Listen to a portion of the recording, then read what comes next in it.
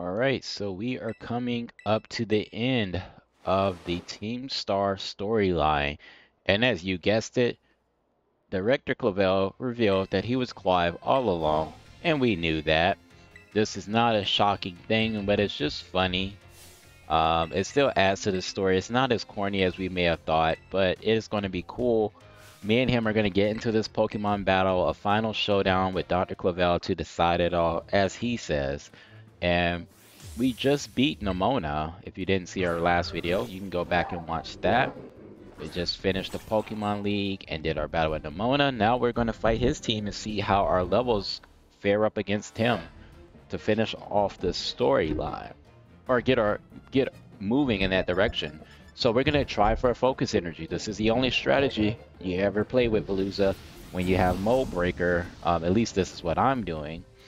And so we're going to focus energy. Oh, he yawns me. That sucks. Do I switch out?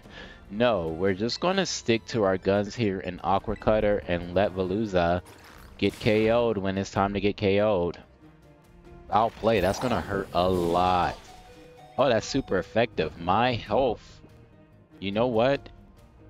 Based on where we're at here, this is a full restore territory. We can go full restore.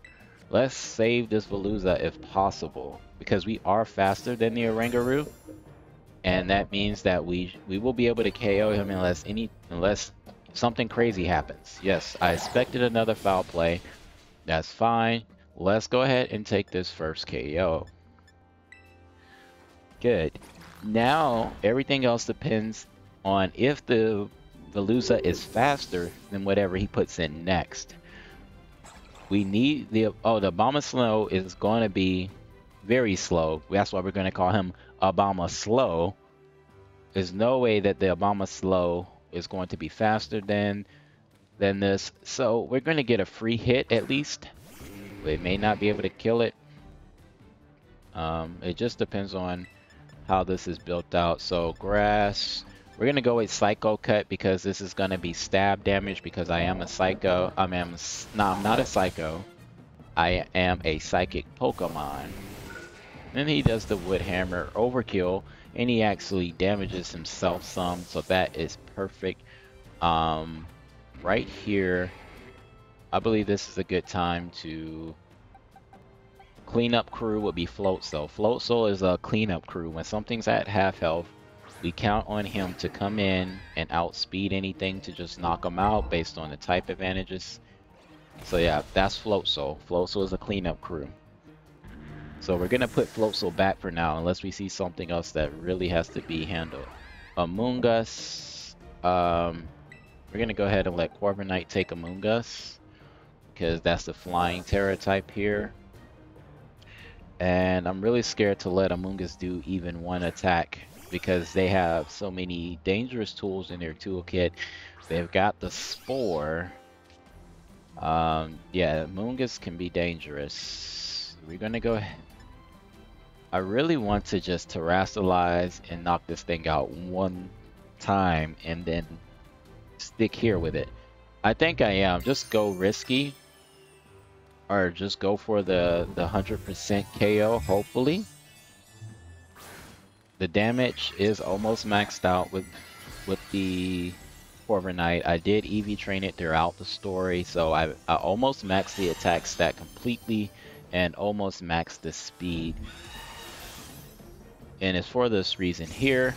I want to make sure things actually get KO'd when I touch them. And that is perfect. The Corviknight is a very reliable Pokemon for me throughout the story. And now he's going Gyarados. We're going to switch for right now. We're going to go ahead and hit the Gyarados with the Palmot Double Shock. I know that we're going to be faster than this Gyarados. The Palmot, definitely one of the OGs as far as coming through in a lot of my battles for me. I was very surprised with the performance of the Palmot throughout the entire story. Granted that Intimidate may do something to us, but this does a lot of damage. This is like 4 times damage on Gyarados actually, so it's just going to knock him out. Yeah, we don't have to worry about that.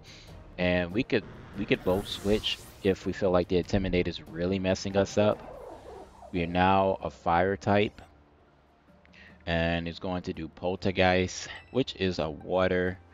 and Ghost. We're gonna go ahead and Flower Trick this thing. I believe it's water. Jeez, I can't even remember all my types. We know that a dark type attack will hurt it, and that's all we need to be concerned with.